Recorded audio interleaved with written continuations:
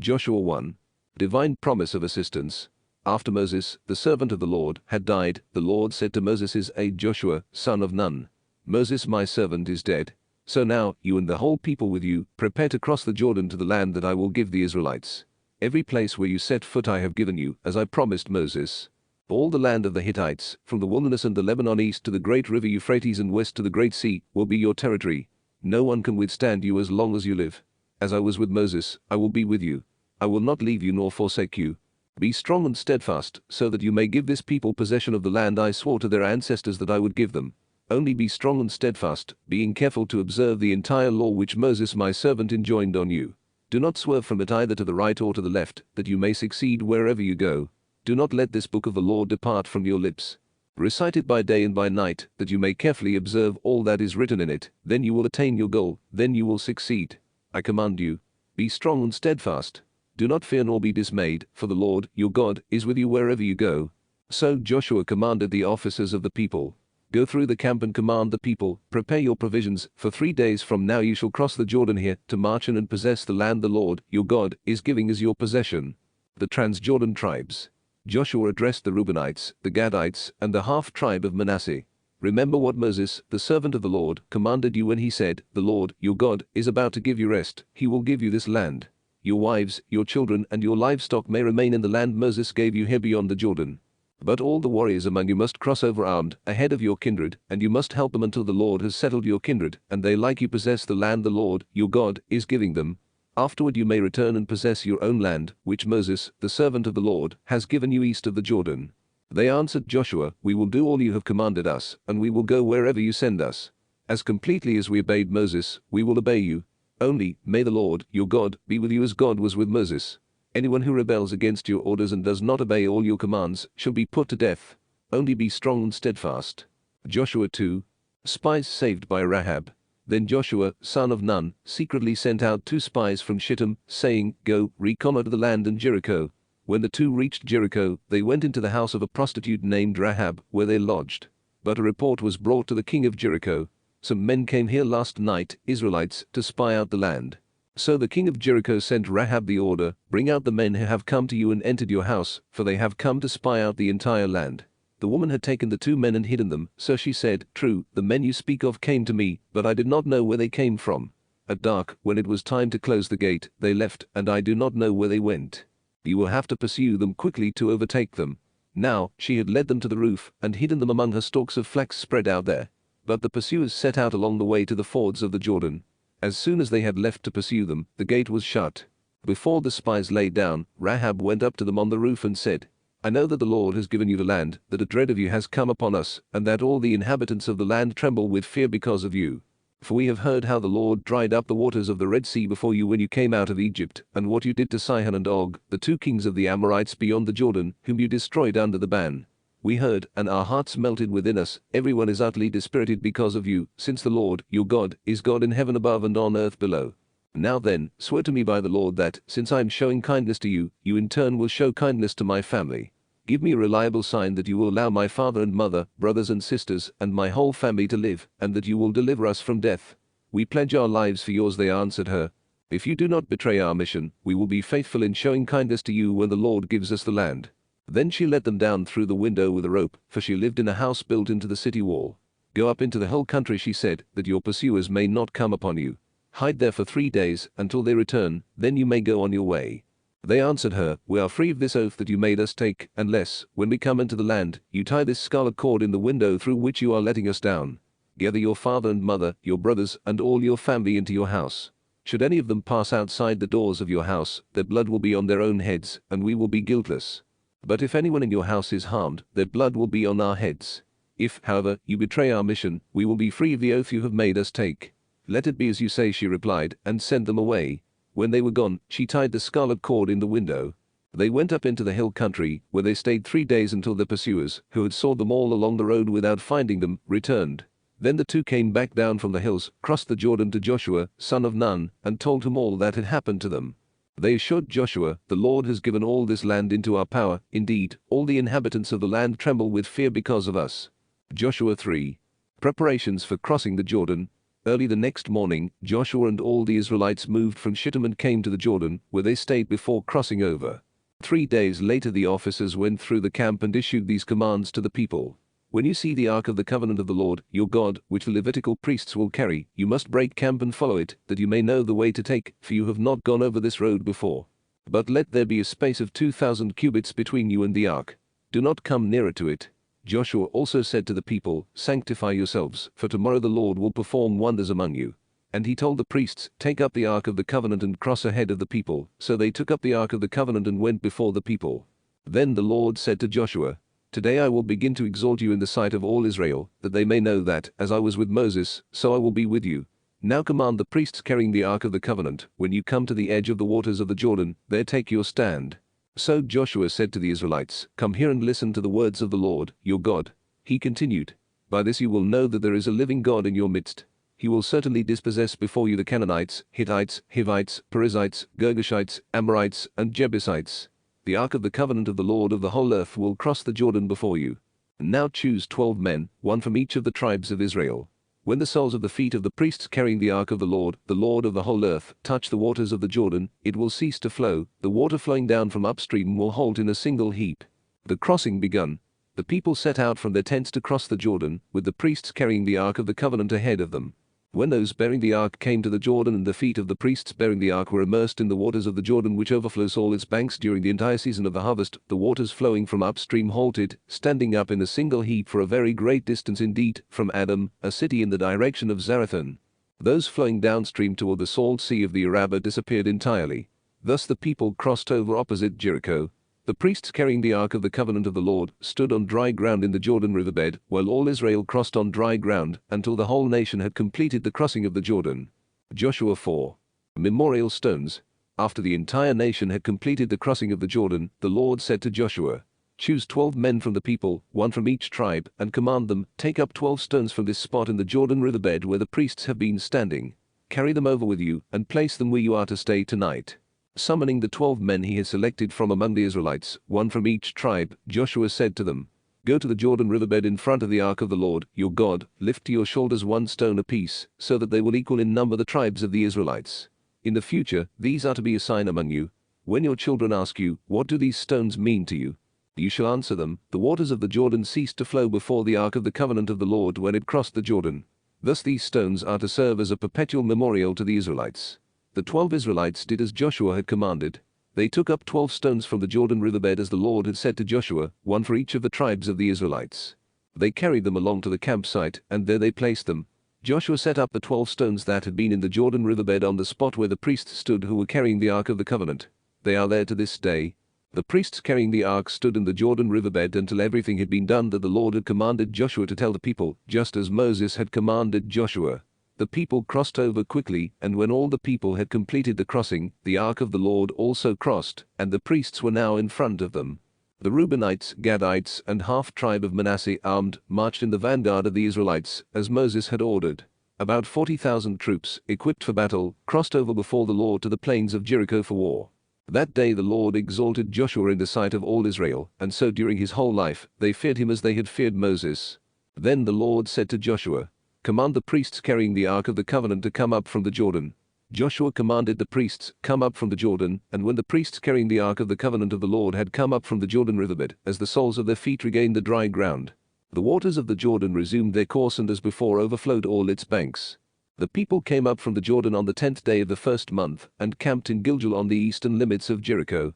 At Gilgal Joshua set up the 12 stones that had been taken from the Jordan, saying to the Israelites, In the future, when your children ask their parents, What do these stones mean? You shall inform them, Israel crossed the Jordan here on dry ground. For the Lord, your God, dried up the waters of the Jordan in front of you until you crossed over, just as the Lord, your God, had done at the Red Sea, drying it up in front of us until we crossed over, in order that all the peoples of the earth may know that the hand of the Lord is mighty, and that you may fear the Lord, your God, forever. Joshua 5. Rights at Gilgal.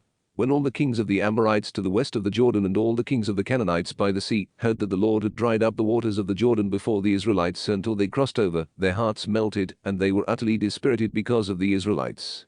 On this occasion the Lord said to Joshua, Make flint knives and circumcise Israel for the second time. So Joshua made flint knives and circumcised the Israelites at Gibeath Haaraloth. This was the reason for the circumcision. Of all the people who had come out of Egypt, every male of military age had died in the wilderness during the journey after they came out of Egypt. Though all the men who came out were circumcised, none of those born in the wilderness during the journey after the departure from Egypt were circumcised. Now the Israelites wandered 40 years in the wilderness, until all the warriors among the people that came forth from Egypt died off because they had not listened to the voice of the Lord. For the Lord swore that he would not let them see the land he had sworn to their ancestors to give us, a land flowing with milk and honey. It was the children God raised up in their stead whom Joshua circumcised, for these were yet with foreskins, not having been circumcised on the journey. When the circumcision of the entire nation was complete, they remained in camp where they were, until they recovered. Then the Lord said to Joshua, "Today I have removed the reproach of Egypt from you." Therefore the place is called Gilgal to the present day. While the Israelites were encamped at Gilgal on the plains of Jericho, they celebrated the Passover on the evening of the 14th day of the month. On the day after the Passover they ate of the produce of the land in the form of unleavened cakes and parched grain. On that same day after they ate of the produce of the land, the manna ceased. No longer was there manna for the Israelites, who that year ate of the yield of the land of Canaan. Siege at Jericho. While Joshua was near Jericho, he raised his eyes and saw one who stood facing him, drawn sword in hand. Joshua went up to him and asked, "Are you one of us or one of our enemies?" He replied, "Neither. I am the commander of the army of the Lord. Now I have come." Then Joshua fell down to the ground in worship and said to him, "What has my Lord to say to his servant?" The commander of the army of the Lord replied to Joshua, "Remove your sandals from your feet, for the place on which you are standing is holy." And Joshua did so. Joshua 6. Now Jericho was in a state of siege because of the presence of the Israelites. No one left or entered. And to Joshua the Lord said, "I have delivered Jericho, its king and its warriors into your power. Have all the soldiers circle the city, marching once around it. Do this for 6 days, with 7 priests carrying ram's horns ahead of the ark. On the 7th day march around the city 7 times, and have the priests blow the horns. When they give a long blast on the ram's horns and you hear the sound of the horn, all the people shall shout aloud. The wall of the city will collapse, and the people shall attack straight ahead." Summoning the priests, Joshua, son of Nun, said to them, "Take up the ark of the covenant with 7 of the priests carrying ram's horns in front of the ark of the Lord." And he ordered the people, "Proceed and surround the city, with the picked troops marching ahead of the ark of the Lord." When Joshua spoke to the people, the 7 priests who carried the ram's horns before the Lord marched and blew their horns, and the ark of the covenant of the Lord followed them. In front of the priests with the horns marched the picked troops, the rear guard followed the ark, and the blowing of horns was kept up continually as they marched. But Joshua had commanded the people, "Do not shout or make any noise or outcry until I tell you, shout. Then you must shout." So he had the ark of the Lord circle the city, going once around it, after which they returned to camp for the night. Early the next morning, Joshua had the priests take up the ark of the Lord. The 7 priests bearing the ram's horns marched in front of the ark of the Lord, blowing their horns. Ahead of these marched the picked troops, while the rear guard followed the ark of the Lord, and the blowing of horns was kept up continually. On this 2nd day they again marched around the city once before returning to camp, and for 6 days in all they did the same. On the 7th day, beginning at daybreak, they marched around the city 7 times in the same manner. On that day only did they march around the city 7 times. The 7th time around, the priests blew the horns, and Joshua said to the people, "Now shout, for the Lord has given you the city. The city and everything in it is under the ban. Only Rahab the prostitute and all who are in the house with her are to live, because she hid the messengers we sent. But be careful not to covet or take anything that is under the ban, otherwise you will bring upon the camp of Israel this ban and the misery of it. All silver and gold, and the articles of bronze or iron, are holy to the Lord. They shall be put in the treasury of the Lord." The fall of Jericho. As the horns blew, the people began to shout. When they heard the sound of the horn, they raised a tremendous shout.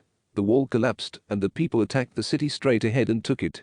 They observed the ban by putting to the sword all living creatures in the city, men and women, young and old, as well as oxen, sheep and donkeys. To the 2 men who had spied out the land, Joshua said, "Go into the prostitute's house and bring out the woman with all her family, as you swore to her you would do."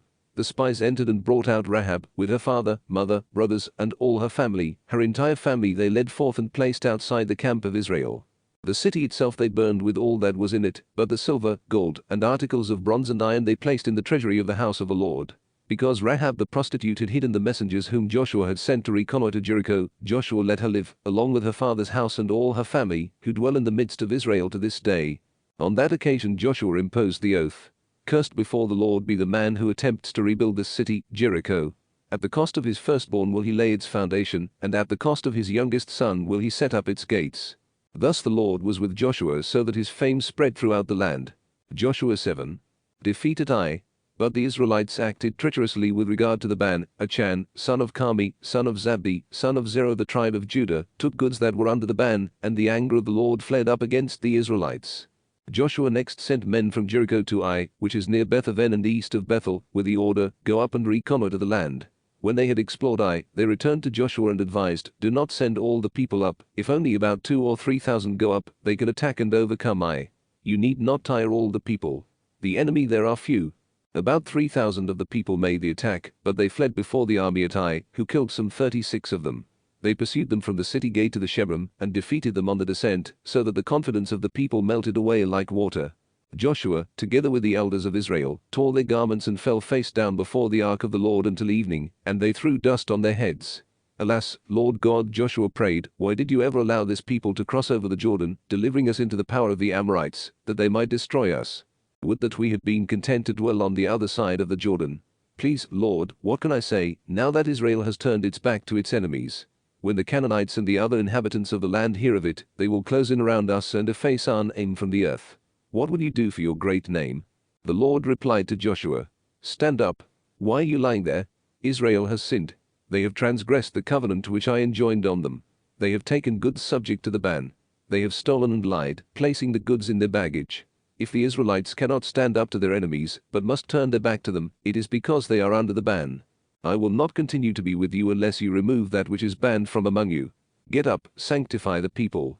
Tell them, sanctify yourselves before tomorrow, for thus says the Lord, the God of Israel. That which is banned is in your midst, Israel. You cannot stand up to your enemies until you remove it from among you. In the morning you must come forward by tribes.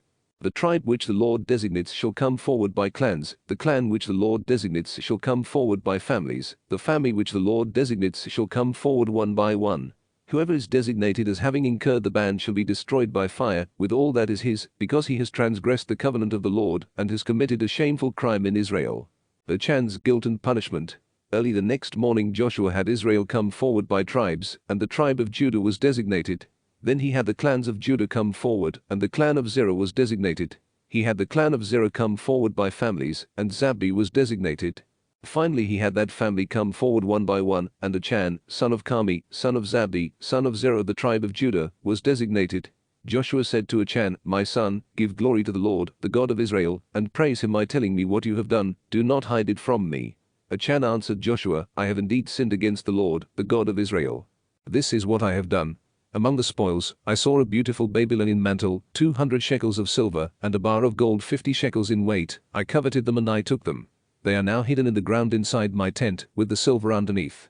Joshua sent messengers and they ran to the tent, and there they were, hidden in the tent, with the silver underneath.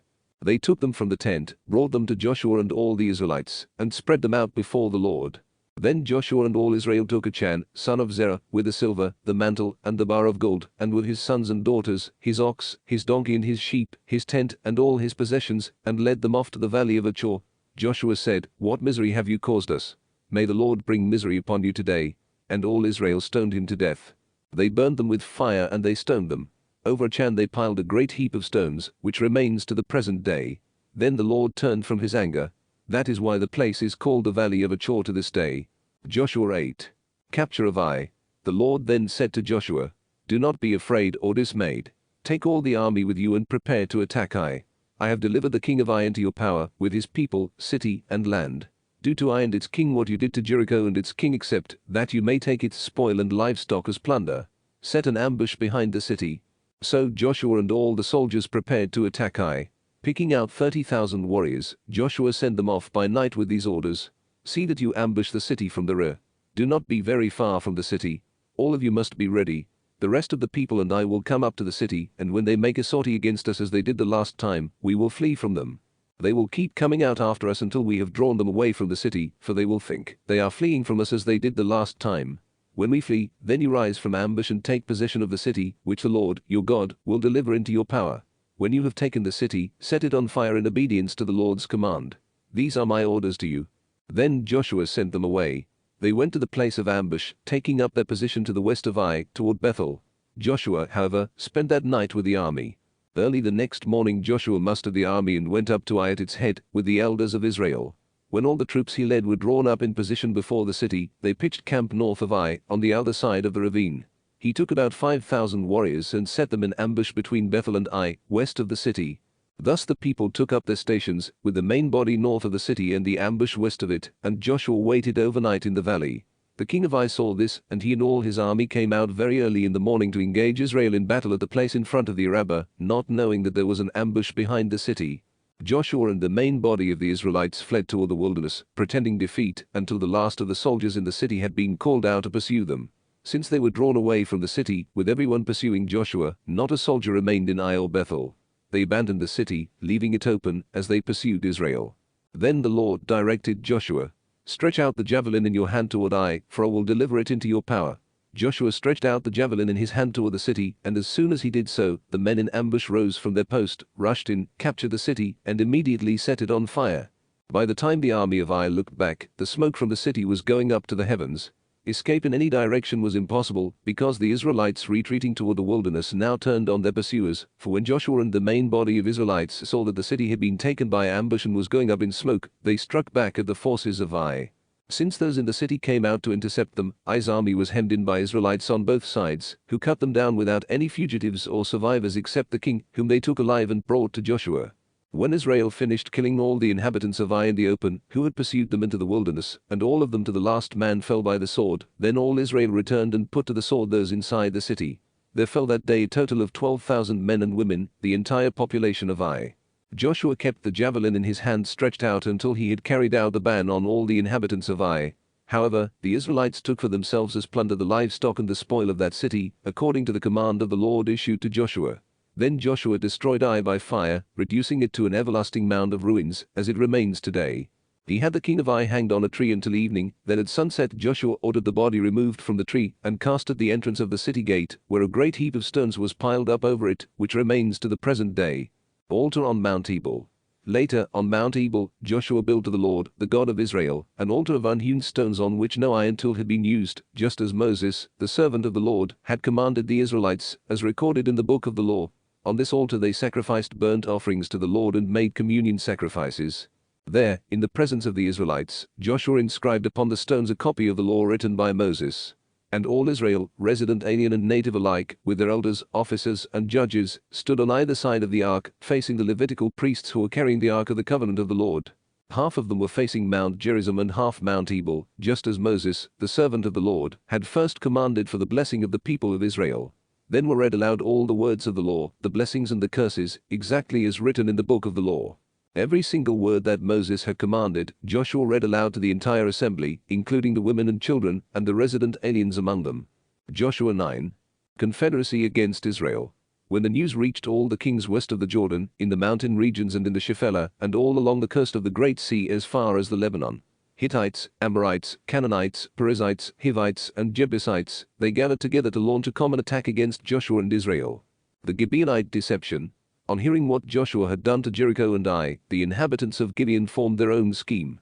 They chose provisions for a journey, making use of old sacks for their donkeys, and old wineskins, torn and mended. They wore old patched sandals and shabby garments, and all the bread they took was dry and crumbly.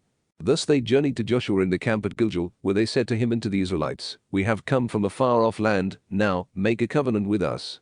But the Israelites replied to the Hivites, "You may be living in land that is ours. How, then, can we make a covenant with you?" But they answered Joshua, "We are your servants." Then Joshua asked them, "Who are you? Where do you come from?" They answered him, "Your servants have come from a far-off land, because of the fame of the Lord, your God. For we have heard reports of all that he did in Egypt, and all that he did to the two kings of the Amorites beyond the Jordan, Sihon, king of Heshbon, and Og, king of Bashan, who lived in Ashtaroth. So our elders and all the inhabitants of our land said to us, Take along provisions for the journey and go to meet them. Say to them, We are your servants, now make a covenant with us.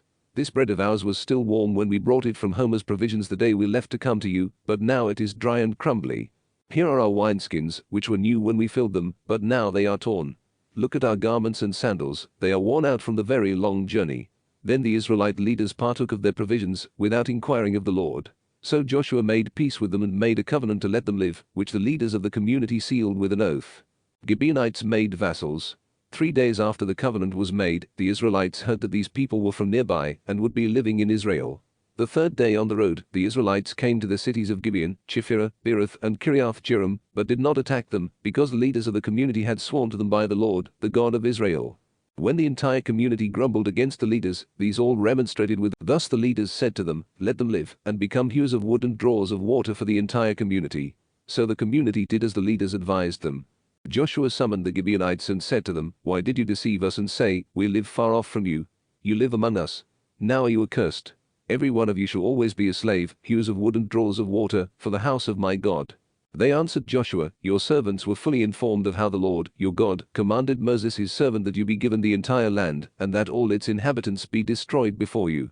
Since, therefore, at your advance, we were in great fear for our lives, we acted as we did. And now that we are in your power, do with us what is good and right in your eyes." Joshua did what he had decided. While he saved them from being killed by the Israelites, on that day he made them, as they still are, hewers of wood and drawers of water for the community and for the altar of the Lord, in the place the Lord would choose. Joshua 10. The siege of Gibeon. Now when Adonizedek, king of Jerusalem, heard that Joshua had captured Ai and put it under the ban, and had done to that city and its king as he had done to Jericho and its king, and that the inhabitants of Gibeon had made their peace with Israel, remaining among them, there was great fear abroad, because Gibeon was a great city, like one of the royal cities, greater even than Ai, and all its men were warriors. So Adonizedek, king of Jerusalem, sent to Hoham, king of Hebron, Piram, king of Jarmuth, Japhia, king of Lachish, and Debir, king of Eglon, with this message: "Come and help me attack Gibeon, for it has made peace with Joshua and the Israelites." The 5 Amorite kings of Jerusalem, Hebron, Jarmuth, Lachish, and Eglon gathered with all their forces and marched against Gibeon to make war on it. Thereupon, the Gibeonites sent an appeal to Joshua in his camp at Gilgal: "Do not abandon your servants. Come up here quickly and save us. Help us, because all the Amorite kings of the mountain country have joined together against us." Joshua's victory. So Joshua marched up from Gilgal with all his army and all his warriors.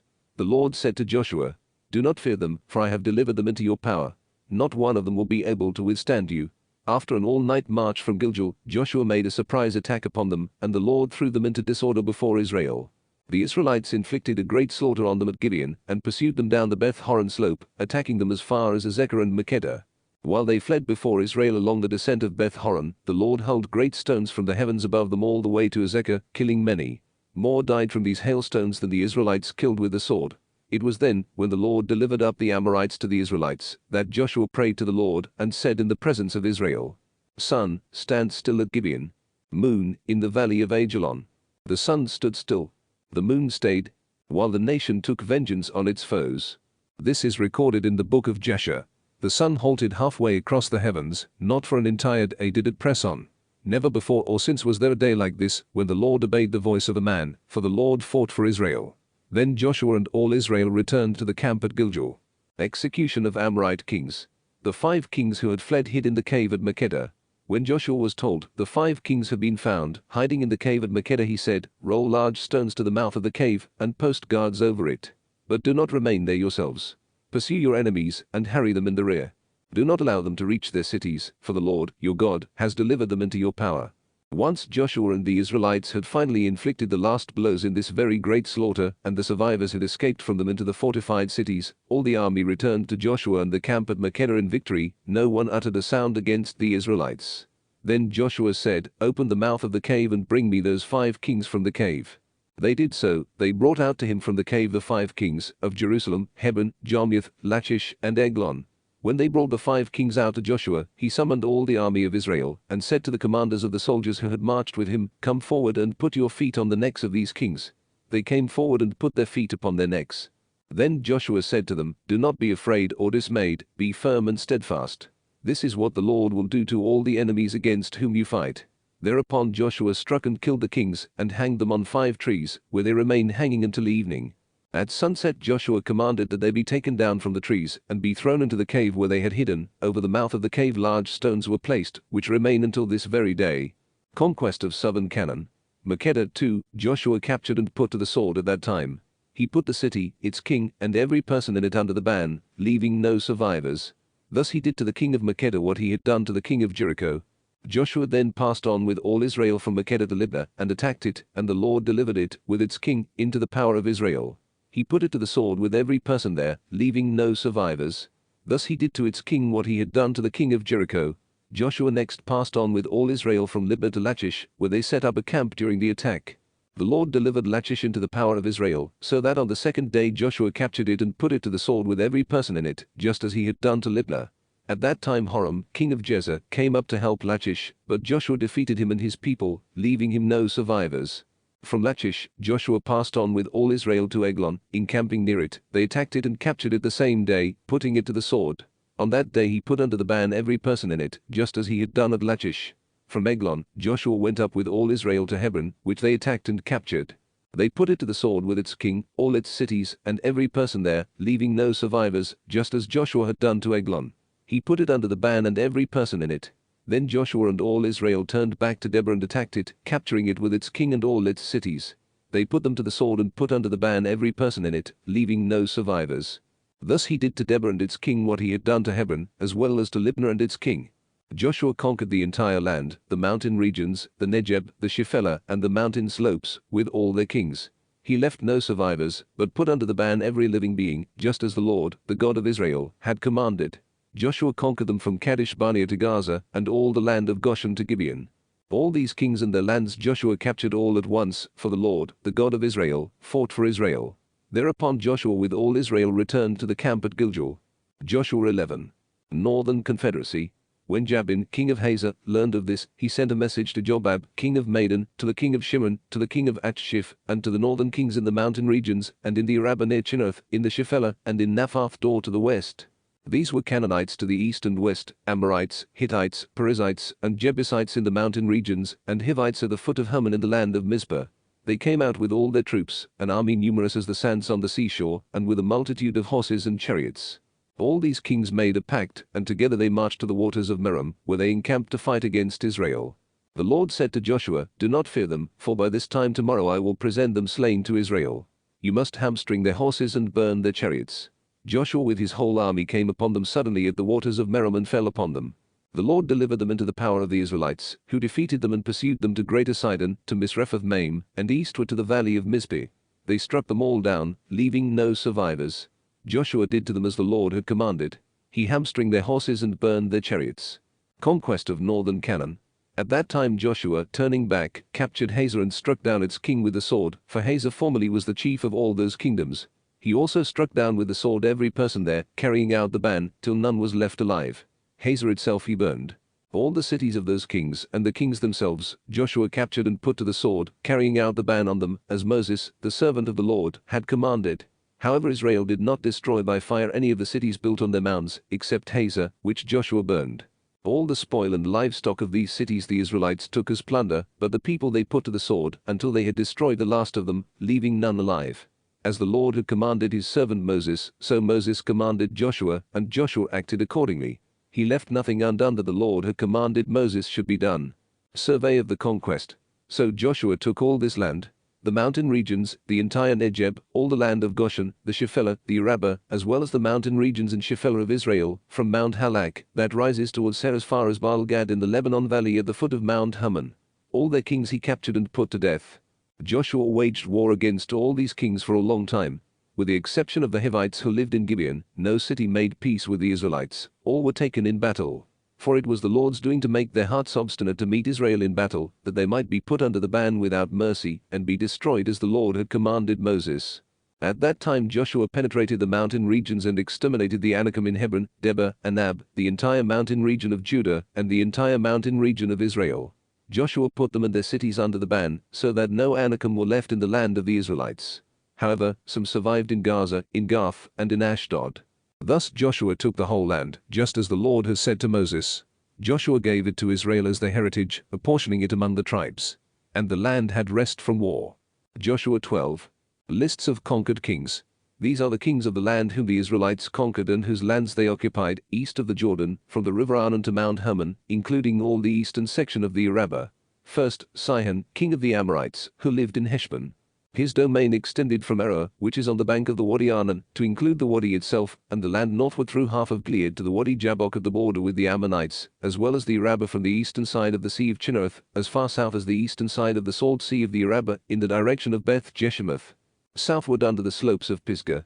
Secondly, the border of Og, king of Bashan, a survivor of the Rephaim, who lived at Ashtaroth and Edrei. He ruled over Mount Hermon, Seleka, and all Bashan as far as the boundary of the Geshurites and Maacathites, and over half of Gilead as far as the territory of Sihon, king of Heshbon.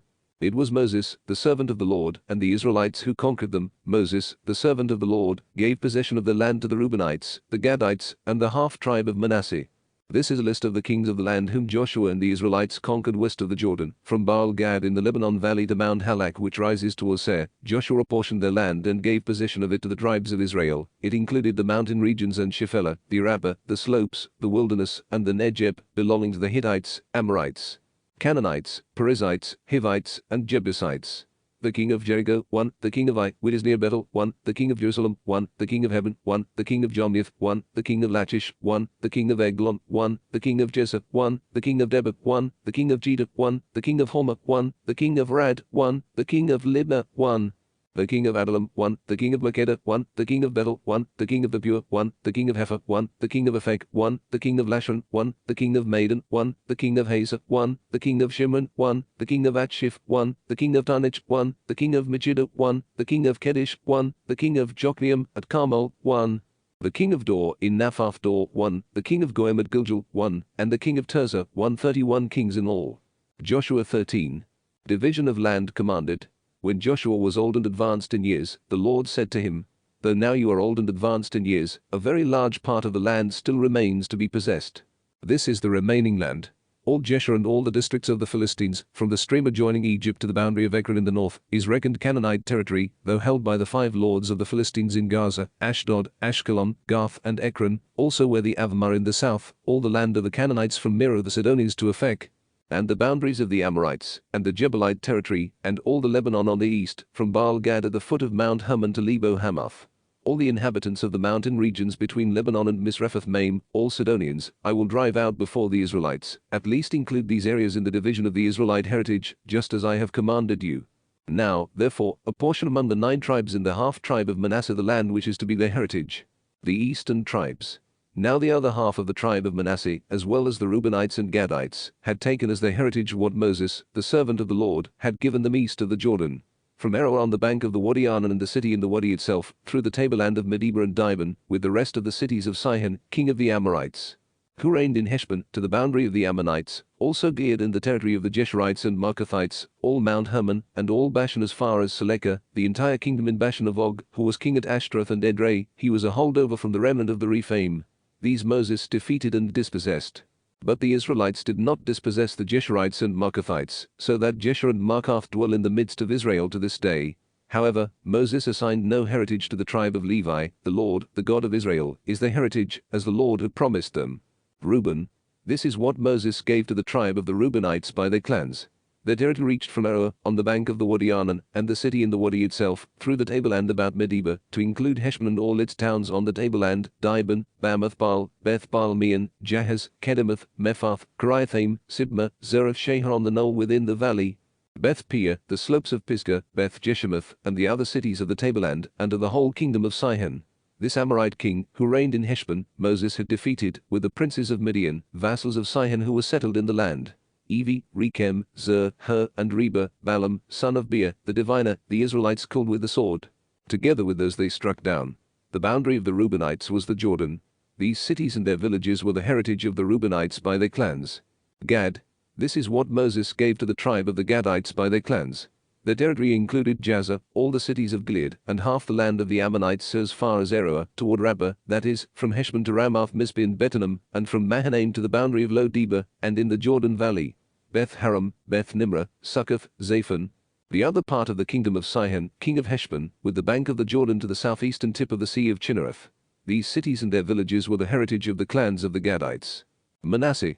This is what Moses gave to the half-tribe of Manasseh. The half-tribe of the Manassites, by their clans, had territory including Mahanaim, all of Bashan, the entire kingdom of Og, king of Bashan, and all the villages of Jer, which are 60 cities in Bashan.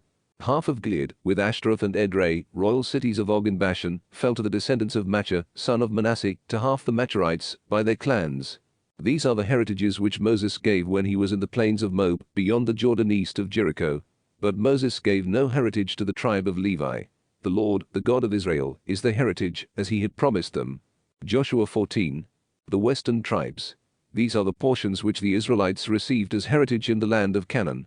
Eleazar the priest, Joshua, son of Nun, and the heads of families in the tribes of the Israelites, determined their heritage by lot, as the Lord had commanded through Moses, concerning the remaining 9.5 tribes. To 2.5 tribes Moses had already given a heritage beyond the Jordan, to the Levites he had given no heritage among them. The descendants of Joseph formed 2 tribes, Manasseh and Ephraim. But the Levites were given no share of the land except cities to live in, with their pasture lands for the herds and flocks. As the Lord had commanded Moses, so the Israelites did. They apportioned the land. Caleb's portion. When the Judahites approached Joshua in Gilgal, the Kenizzite Caleb, son of Jephunneh, said to him, "You know the word the Lord spoke to Moses, the man of God, concerning you and concerning me in Kadesh Barnea. I was 40 years old when Moses, the servant of the Lord, sent me from Kadesh Barnea to reconnoiter the land, and I brought back to him a frank report. My fellow scouts who went up with me made the people's confidence melt away, but I was completely loyal to the Lord, my God. On that occasion Moses swore this oath, the land where you have set foot shall become your heritage and that of your descendants forever, because you have been completely loyal to the Lord, my God. Now, as he promised, the Lord has preserved me these 45 years since the Lord spoke thus to Moses while Israel journeyed in the wilderness, and now I am 85 years old, but I am still as strong today as I was the day Moses sent me forth, with no less vigor, whether it be for war or for any other tasks. Now give me this mountain region which the Lord promised me that day, as you yourself heard. True, the Anakim are there, with large fortified cities, but if the Lord is with me, I shall be able to dispossess them, as the Lord promised." Joshua blessed Caleb, son of Jephunneh, and gave him Hebron as his heritage. Therefore Hebron remains the heritage of the Kenizzite Caleb, son of Jephunneh, to the present day, because he was completely loyal to the Lord, the God of Israel. Hebron was formerly called Kiriath Arba, for Arba, the greatest among the Anakim. And the land had rest from war. Joshua 15.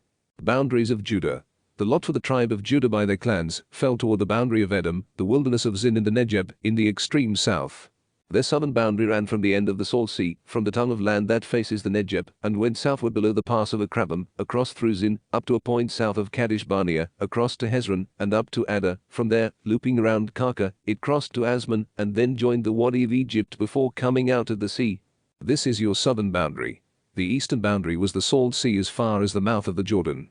The northern boundary climbed northward from the tongue of the sea toward the mouth of the Jordan, up to Beth Hogla, and ran north of Beth Araba, up to Eben Bohan ben Reuben.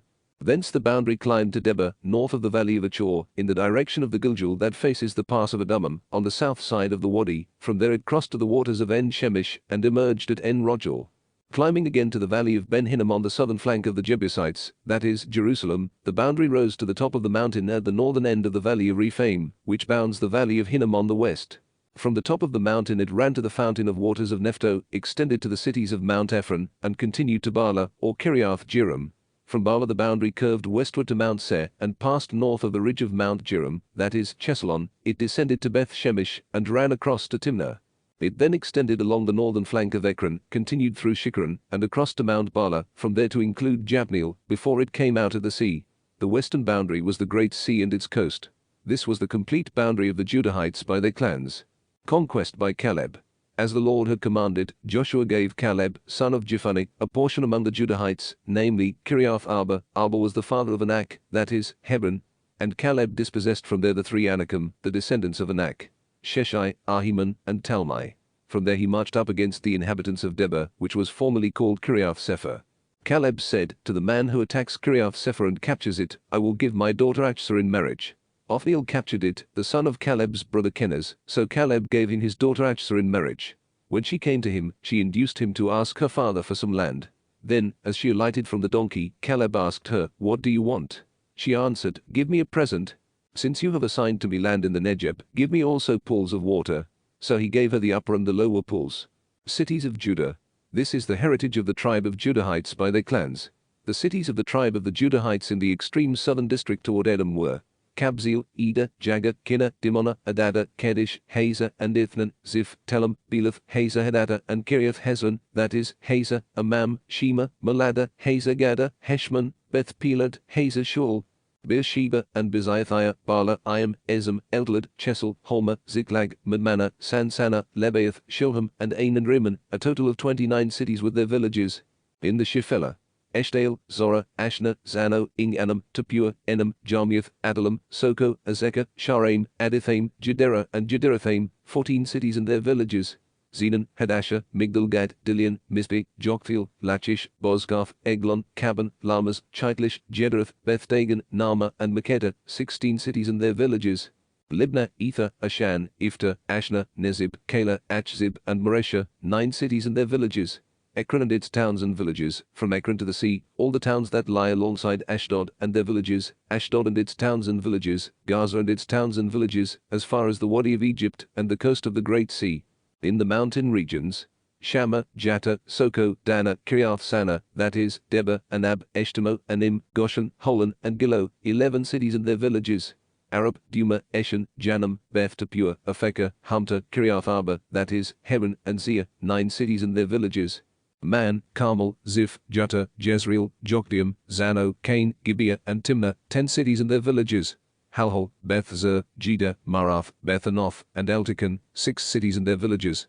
Tekoa, Ephrathah, that is, Bethlehem, Pia, Etam, Kulam, Tatam, Zors, Karam, Galam, Bether, and Manoko, 11 cities and their villages.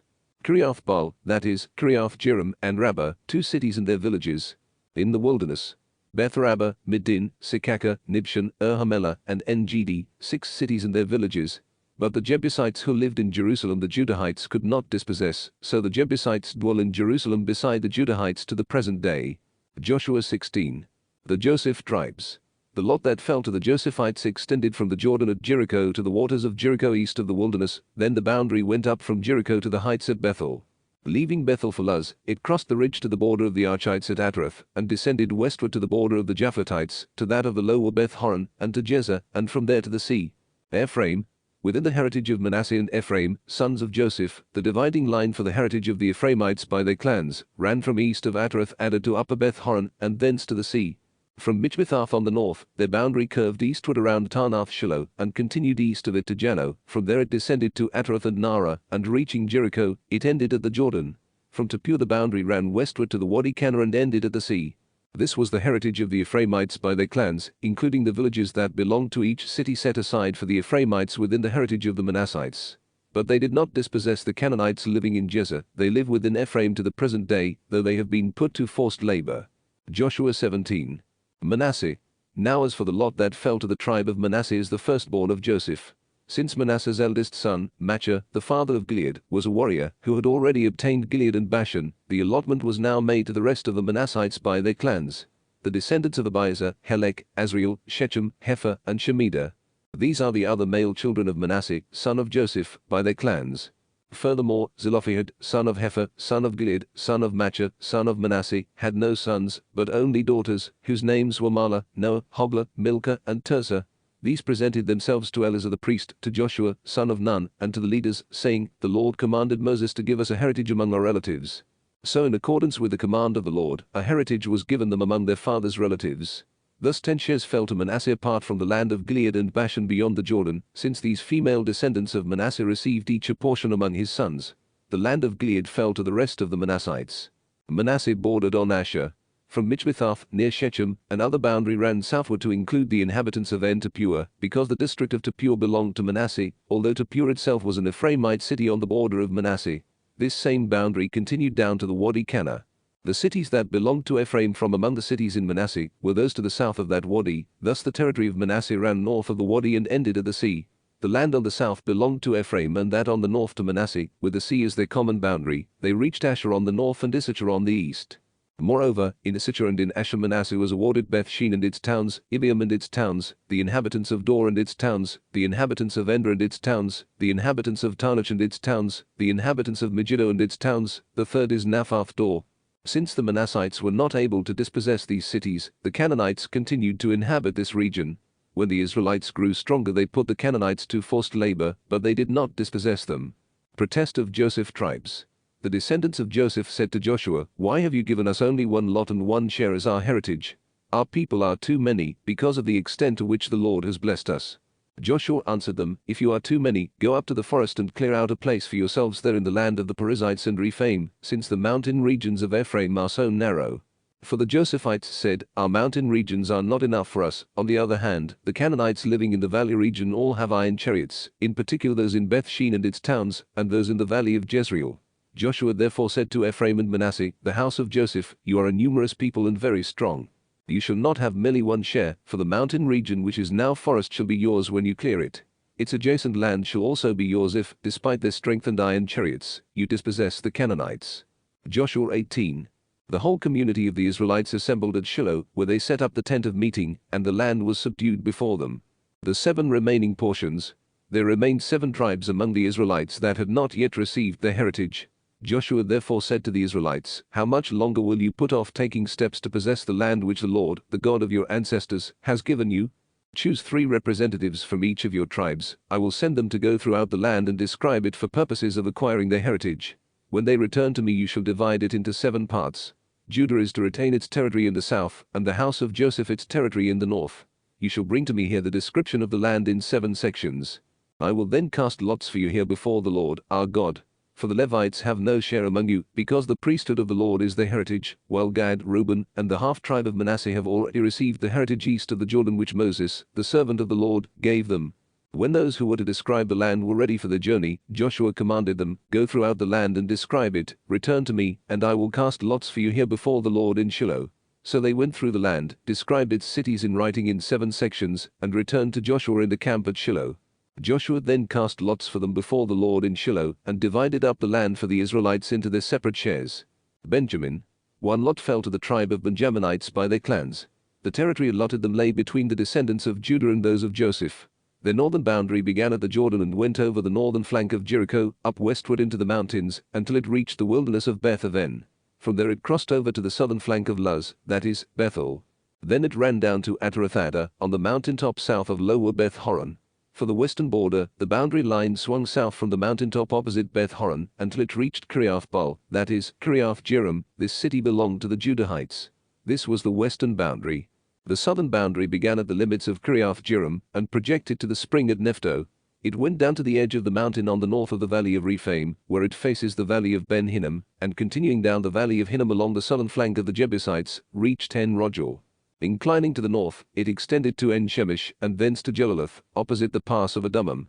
Then it dropped to Eben Bohan Ben Reuben, across the northern flank of the Arabah overlook, down into the Arabah.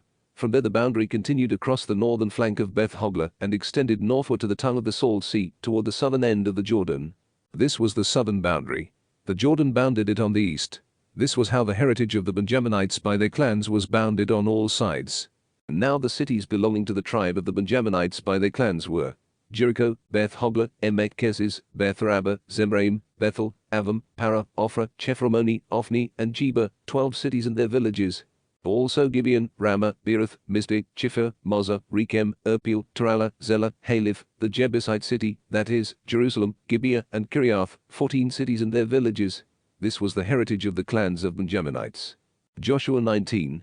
Simeon. The second lot fell to Simeon.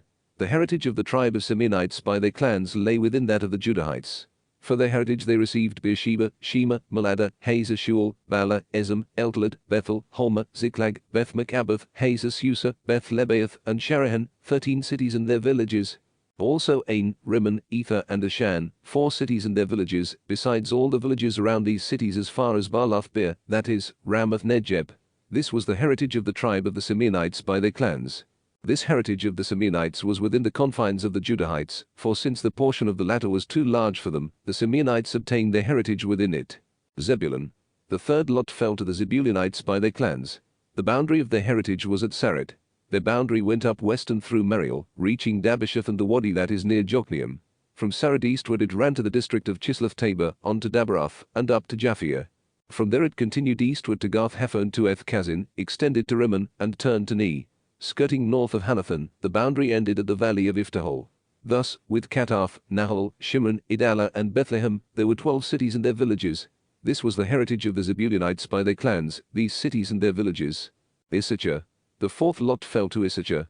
The territory of the Issacharites by their clans included Jezreel, Chesulloth, Shunem, Hapharaim, Shion, Anaharath, Rabbith, Kishion, Ebez, Remeth, En-Ganim, En-Haddah, and Beth-Pazzaz. The boundary reached Tabor, Shahazuma, and Beth-Shemesh, ending at the Jordan. 16 cities and their villages. This was the heritage of the Issacharites by their clans, these cities and their villages. Asher. The fifth lot fell to the Asherites by their clans. Their territory included Helkath, Harli, Beaton, Atshif, Elamelech, Amad, and Mishal, and reached Carmel on the west, and Shihal-Libnath. In the other direction, it ran eastward of Beth Dagon, reached Zebulun and the valley of Iftahol, then north of Beth Emek and Neel, it extended northward to Cabul, Ebron, Rehob, Hammon, and Cana, near Greater Sidon. Then the boundary turned back to Ramah and to the fortress city of Tyre, thence it cut back to Hosor and ended at the sea. Thus, with Mahalab, Achzib, Amma, Akko, Aphek, and Rehob, there were 22 cities and their villages. This was the heritage of the tribe of the Asherites by their clans, these cities and their villages. Naphtali. The sixth lot fell to the Naphtalites. Their boundary extended from Haliph, from the Okids and Anam, including Adami, Nekib and Jabneel, to Lacham, and ended at the Jordan. In the opposite direction, westerly, it ran through Aslath Tabor and from there extended to Hukkok. It reached Zebulun on the south, Asher on the west, and the Jordan on the east. The fortified cities was Edom, Zer, Hamath, Rakath, Chinoth, Adama, Ramah, Hazah, Kedesh, Edrei, En-Hazah, Uran, Migdalel, Horam, Beth-Anath, and Beth-Shemesh, 19 cities and their villages. This was the heritage of the tribe of the Naphtalites by their clans, these cities and their villages. Dan. The seventh lot fell to the tribe of Danites by their clans. Their heritage was the territory of Zorah, Eshtael, Shemesh, Shalabin, Ajalon, Ithla, Elon, Timnah, Ekron, Eltico, Gibbethon, Baalath, Jehad, Ben Berak, Gath-Rimmon, Mejakan, and Rakan, with the coast at Joppa. But the territory of the Danites was too small for them, so the Danites marched up and attacked Leshem, which they captured and put to the sword. Once they had taken possession of Leshem, they dwelt there and named it after their ancestor Dan. This was the heritage of the tribe of the Danites by their clans, these cities and their villages. Joshua's city. When the last of them had received the portions of the land they were to inherit, the Israelites assigned a heritage in their midst to Joshua, son of Nun. According to the command of the Lord, they gave him the city he requested, Timnath-Serah in the mountain region of Ephraim. He rebuilt the city and made it his home. These are the heritages which Eleazar the priest, Joshua, son of Nun, and the heads of families in the tribes of the Israelites apportioned by lot in the presence of the Lord, at the door of the tent of meeting in Shiloh. Thus they finished dividing the land. Joshua 20. Cities of refuge. The Lord said to Joshua, "Tell the Israelites, designate for yourselves the cities of refuge of which I spoke to you through Moses, to which anyone guilty of inadvertent and unintentional homicide may flee for asylum from the avenger of blood. To one of these cities the killer shall flee, and standing at the entrance of the city gate, shall plead his case in the hearing of the elders of the city, who must receive him and assign him a place in which to live among them. Though the avenger of blood pursues him, they shall not deliver up to him the one who killed an NABRE unintentionally, when there had been no hatred previously. Once he has stood judgment before the community, he shall live on in that city until the death of the high priest who is in office at the time. Then the killer may return home to the city from where he originally fled." List of cities. So they set apart Kedesh in Galilee in the mountain region of Naphtali, Shechem in the mountain region of Ephraim, and Kiriath Arba, that is, Hebron, in the mountain region of Judah. And beyond the Jordan east of Jericho, they designated Bezer in the wilderness on the tableland in the tribe of Reuben, Ramoth and Gilead in the tribe of Gad, and Golan in Bashan in the tribe of Manasseh. These are the designated cities to which any Israelite or alien residing among them who had killed a person unintentionally might flee to escape death at the hand of the avenger of blood until the killer could appear before the community. Joshua 21. Levitical cities. The heads of the Levite families approached Eleazar the priest, Joshua, son of Nun, and the heads of families of the other tribes of the Israelites at Shiloh in the land of Canaan, and said to them, "The Lord commanded, through Moses, that cities be given us to dwell in, with pasture lands for our livestock." Out of their own heritage, according to the command of the Lord, the Israelites gave the Levites the following cities with their pasture lands. When the first lot among the Levites fell to the clans of the Kohathites, the descendants of Aaron the priest obtained by lot from the tribes of Judah, Simeon, and Benjamin, 13 cities. From the clans of the tribe of Ephraim, from the tribe of Dan, and from the half-tribe of Manasseh, the rest of the Kohathites obtained by lot 10 cities. From the clans of the tribe of Issachar, from the tribe of Asher, from the tribe of Naphtali, and from the half-tribe of Manasseh, the Gershonites obtained by lot 13 cities. From the tribes of Reuben, Gad, and Zebulun, the clans of the Merarites obtained 12 cities. These cities with their pasture lands the Israelites gave by lot to the Levites, as the Lord had commanded through Moses. Cities of the priests. From the tribes of the Judahites and Simeonites, they gave the following cities, and assigned them to the descendants of Aaron in the Kohathite clan of the Levites, since the first lot fell to them. First, Kiriath Arba. Arba was the father of Anak, that is, Hebron, in the mountain region of Judah, with the adjacent pasture lands. Although the open country and villages belonging to the city had been given to Caleb, son of Jephunneh, as his holding. Thus to the descendants of Aaron the priest were given the city of refuge for homicides at Hebron, with its pasture lands, also, Libnah with its pasture lands, Jattah with its pasture lands, Ishtema with its pasture lands, Holon with its pasture lands, Debir with its pasture lands, Ain with its pasture lands, Juttah with its pasture lands, and Beth Shemesh with its pasture lands. 9 cities from these two tribes. From the tribe of Benjamin they obtained Gibeon with its pasture lands, Geba with its pasture lands, Anathoth with its pasture lands, and Almon with its pasture lands. 4 cities. These cities which with their pasture lands belonged to the priestly descendants of Aaron were 13 in all. Cities of the other Kohathites. The rest of the Kohathite clans among the Levites obtained by lot from the tribe of Ephraim 4 cities. They were assigned, with its pasture lands, the city of refuge for homicides at Shechem in the mountain region of Ephraim, also Jezer with its pasture lands, Kibzaim with its pasture lands, and Beth Horon with its pasture lands. From the tribe of Dan they obtained Eltekeh with its pasture lands, Gibbethon with its pasture lands, Ajalon with its pasture lands, and Gath Rimmon with its pasture lands. 4 cities. From the half-tribe of Manasseh, Taanach with its pasture lands, and Gath Rimmon with its pasture lands. 2 cities. These cities which with their pasture lands belonged to the rest of the Kohathite clans were 10 in all. Cities of the Gershonites. The Gershonite clan of the Levites received from the half-tribe of Manasseh the city of refuge for homicides at Golan in Bashan with its pasture lands, and also Beth Ashtaroth with its pasture lands. 2 cities. From the tribe of Issachar they obtained Kishion with its pasture lands, Daberath with its pasture lands, Jarmuth with its pasture lands, and En-Gannim with its pasture lands. 4 cities. From the tribe of Asher, Mishal with its pasture lands, Abdon with its pasture lands, Helkath with its pasture lands, and Rehob with its pasture lands. 4 cities.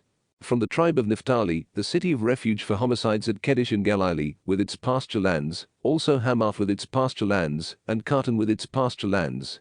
3 cities. The cities which belonged to the Gershonite clans, with their pasture lands, were 13 in all.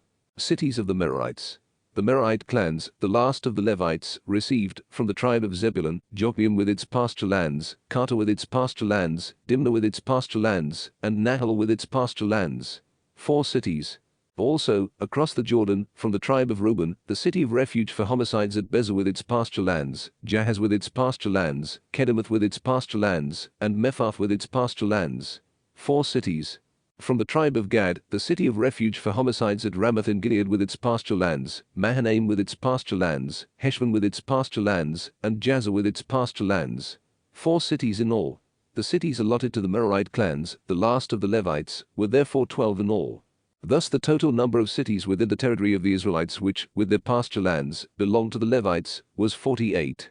With each and every one of these cities went the pasture lands round about it. And so the Lord gave Israel the entire land he had sworn to their ancestors he would give them. Once they had taken possession of it and dwelt in it, the Lord gave them peace on every side, just as he had promised their ancestors. Not one of their enemies could withstand them, the Lord gave all their enemies into their power. Not a single word of the blessing that the Lord had promised to the house of Israel failed, it all came true. Joshua 22. The eastern tribes dismissed. At that time Joshua summoned the Reubenites, the Gadites, and the half-tribe of Manasseh and said to them, You have observed all that Moses, the servant of the Lord, commanded you, and have listened to my voice in everything I commanded you. For many years now, even until today, you have not abandoned your allies, but have taken care to observe the commands of the Lord, your God. Now that the Lord, your God, has settled your allies as he promised them, you may return to your tents, to your own land, which Moses, the servant of the Lord, gave you, across the Jordan. But be very careful to observe the commandment and the law which Moses, the servant of the Lord, commanded you. Love the Lord, your God, follow him in all his ways, keep his commandments, hold fast to him, and serve him with your whole heart and your whole self. Joshua then blessed them and sent them away, and they went to their tents. For, to half of the tribe of Manasseh Moses had assigned land in Bashan, and to the other half, Joshua had given a portion along with their allies west of the Jordan. When Joshua sent them away to their tents and blessed them, he said, Now that you are returning to your own tents with great wealth, with abundant livestock, with silver, gold, bronze and iron, and with a very large supply of clothing, divide these spoils of your enemies with your allies there. So the Reubenites, the Gadites, and the half-tribe of Manasseh left the other Israelites at Shiloh in the land of Canaan, and returned to the land of Gilead, their own land, which they had received according to the Lord's command through Moses. The altar beside the Jordan. When the Reubenites, the Gadites, and the half-tribe of Manasseh came to the region of the Jordan in the land of Canaan, they built an altar there at the Jordan, an impressively large altar. The other Israelites heard the report. The Reubenites, the Gadites, and the half-tribe of Manasseh have built an altar in the region of the Jordan, facing the land of Canaan, across from the Israelites. When the Israelites heard this, they assembled at Shiloh as the entire Israelite community to take military action against them. Accusation of the western tribes. The Israelites sent Phinehas, son of Eleazar the priest, to the Reubenites, the Gadites, and the half-tribe of Manasseh in the land of Gilead, and with him 10 leaders, one from each tribe of Israel, each one the head of an ancestral house among the clans of Israel. When these came to the Reubenites, the Gadites, and the half-tribe of Manasseh in the land of Gilead, they said to them, "Thus says the whole community of the Lord, what act of treachery is this you have committed against the God of Israel? This day you have turned from following the Lord, by building an altar of your own you have rebelled against the Lord this day. Is the iniquity of Peor not enough, by which we made ourselves impure even to this day, and a plague came upon the community of the Lord? If today you turn away from following the Lord, and rebel against the Lord, tomorrow he will be angry with the whole community of Israel. If you consider the land you now possess unclean, cross over to the land the Lord possesses, where the tabernacle of the Lord stands, and share that with us. But do not rebel against the Lord, nor involve us in rebellion, by building an altar of your own, in addition to the altar of the Lord, our God." When Achan, son of Zerah, acted treacherously by violating the ban, was it not upon the entire community of Israel that wrath fell? Though he was but a single man, he did not perish alone for his guilt. Reply of the eastern tribes. The Reubenites, the Gadites, and the half-tribe of Manasseh replied to the heads of the Israelite clans, "The Lord is the God of gods. The Lord, the God of gods, knows, and Israel shall know. If now we have acted out of rebellion or treachery against the Lord our God, do not try to save us this day, and if we have built an altar of our own to turn from following the Lord, or to sacrifice burnt offerings, grain offerings, or communion sacrifices upon it, the Lord himself will exact the penalty. We did it rather out of our anxious concern lest in the future your children should say to our children, 'What have you to do with the Lord, the God of Israel?' For the Lord has placed the Jordan as a boundary between you and us, you Reubenites and Gadites. You have no share in the Lord.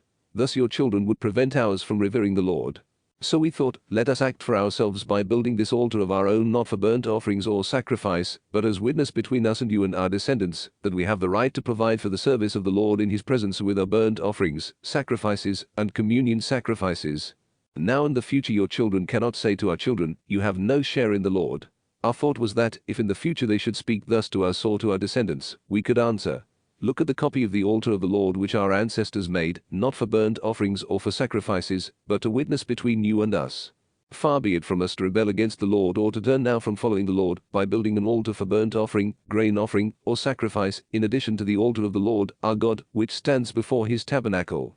When Phinehas the priest and the leaders of the community, the heads of the Israelite clans, heard what the Reubenites, the Gadites, and the Manassites had to say, they were satisfied. Phinehas, son of Eleazar the priest, said to the Reubenites, the Gadites, and the Manassites, "Today we know that the Lord is in our midst. Since you have not rebelled against the Lord by this act of treachery, you have delivered the Israelites from the hand of the Lord." Phinehas, son of Eleazar the priest, and the leaders returned from the Reubenites and the Gadites in the land of Gilead to the Israelites in the land of Canaan, and reported the matter to them. The report satisfied the Israelites, who blessed God and decided not to take military action against the Reubenites and Gadites, nor to ravage the land where they lived. The Reubenites and the Gadites gave the altar its name as a witness among them that the Lord is God. Joshua 23. Joshua's final plea. Many years later, after the Lord had given the Israelites rest from all their enemies round about them, and when Joshua was old and advanced in years, he summoned all Israel, including their elders, leaders, judges, and officers, and said to them, "I am old and advanced in years. You have seen all that the Lord, your God, has done for you against all these nations, for it has been the Lord, your God, who fought for you. See, I have apportioned among your tribes as their heritage the nations that survive, as well as those I destroyed, between the Jordan and the great sea in the west. The Lord, your God, will drive them out and dispossess them at your approach, so that you will take possession of their land as the Lord, your God, promised you. Therefore be strong and be careful to observe all that is written in the book of the law of Moses, never turning from it right or left, or mingling with these nations that survive among you. You must not invoke their gods by name, or swear by them, or serve them, or bow down to them, but you must hold fast to the Lord, your God, as you have done up to this day. At your approach the Lord has dispossessed great and strong nations, not one has withstood you up to this day. One of you puts to flight 1,000, because it is the Lord, your God, himself who fights for you, as he promised you. As for you, take great care to love the Lord, your God. For if you ever turn away from him and join with the remnant of these nations that survive among you, by intermarrying and intermingling with them, know for certain that the Lord, your God, will no longer dispossess these nations at your approach. Instead they will be a snare and a trap for you, a scourge for your sides and thorns for your eyes, until you perish from this good land which the Lord, your God, has given you. Today, as you see, I am going the way of all the earth. So now acknowledge with your whole heart and soul that not one of all the promises the Lord, your God, made concerning you has failed. Every one has come true for you, not one has failed. But just as every promise the Lord, your God, made to you has come true for you, so will he bring upon you every threat, even so far as to exterminate you from this good land which the Lord, your God, has given you. If you transgress the covenant of the Lord, your God, which he enjoined on you, to go and serve other gods and bow down to them, the anger of the Lord will flare up against you, and you will quickly perish from the good land he has given you. Joshua 24. Covenant Ceremony. Joshua gathered together all the tribes of Israel at Shechem, summoning the elders, leaders, judges, and officers of Israel. When they stood in ranks before God, Joshua addressed all the people. Thus says the Lord, the God of Israel. In times past your ancestors, down to Terah, father of Abraham and Nahor, lived beyond the river and served other gods. But I brought your father Abraham from the region beyond the river, and led him through the entire land of Canaan. I made his descendants numerous, and gave him Isaac. To Isaac I gave Jacob and Esau. To Esau I assigned the mountain region of Seir to possess, while Jacob and his children went down to Egypt. Then I sent Moses and Aaron, and struck Egypt with the plagues and wonders that I wrought in her midst. Afterward I led you out. And when I led your ancestors out of Egypt, you came to the sea, and the Egyptians pursued your ancestors to the Red Sea with chariots and charioteers. When they cried out to the Lord, he put darkness between you and the Egyptians, upon whom he brought the sea, so that it covered them. Your eyes saw what I did to Egypt. After you dwelt a long time in the wilderness, I brought you into the land of the Amorites who lived east of the Jordan. They fought against you, but I delivered them into your power. You took possession of the land, and I destroyed them at your approach. Then Balak, son of Zippor, king of Moab, prepared to war against Israel. He summoned Balaam, son of Beor, to curse you, but I would not listen to Balaam. Instead, he had to bless you, and I delivered you from his power. Once you crossed the Jordan and came to Jericho, the citizens of Jericho fought against you, but I delivered them also into your power. And I sent the hornets ahead of you which drove them the Amorites, Perizzites, Canaanites, Hittites, Girgashites, Hivites, and Jebusites out of your way. It was not your sword or your bow. I gave you a land you did not till and cities you did not build to dwell in. You ate of vineyards and olive groves you did not plant. Now, therefore, fear the Lord and serve him completely and sincerely. Cast out the gods your ancestors served beyond the river and in Egypt, and serve the Lord. If it is displeasing to you to serve the Lord, choose today whom you will serve, the gods your ancestors served beyond the river or the gods of the Amorites, in whose country you are dwelling. As for me and my household, we will serve the Lord. But the people answered, Far be it from us to forsake the Lord to serve other gods. For it was the Lord, our God, who brought us and our ancestors up out of the land of Egypt, out of the house of slavery. He performed those great signs before our very eyes and protected us along our entire journey and among all the peoples through whom we passed. At our approach the Lord drove out all the peoples, including the Amorites who dwelt in the land. Therefore we also will serve the Lord, for he is our God. Joshua in turn said to the people, You may not be able to serve the Lord, for he is a holy God. He is a passionate God who will not forgive your transgressions or your sins. If you forsake the Lord and serve strange gods, he will then do evil to you and destroy you, after having done you good. But the people answered Joshua, No, we will serve the Lord. Joshua therefore said to the people, You are witnesses against yourselves that you have chosen to serve the Lord. They replied, We are witnesses. Now, therefore, put away the foreign gods that are among you and turn your hearts to the Lord, the God of Israel. Then the people promised Joshua, We will serve the Lord, our God, and will listen to his voice. So Joshua made a covenant with the people that day, and made statutes and ordinances for them at Shechem. Joshua wrote these words in the book of the law of God. Then he took a large stone and set it up there under the terebinth that was in the sanctuary of the Lord. And Joshua said to all the people, This stone shall be our witness, for it has heard all the words which the Lord spoke to us. It shall be a witness against you, should you wish to deny your God. Then Joshua dismissed the people, each to their own heritage. Death of Joshua. After these events, Joshua, son of Nun, servant of the Lord, died at the age of 110, and they buried him within the borders of his heritage at Timnath-Serah, in the mountain region of Ephraim north of Mount Gaash. Israel served the Lord during the entire lifetime of Joshua and of those elders who outlived Joshua and who knew all the work the Lord had done for Israel.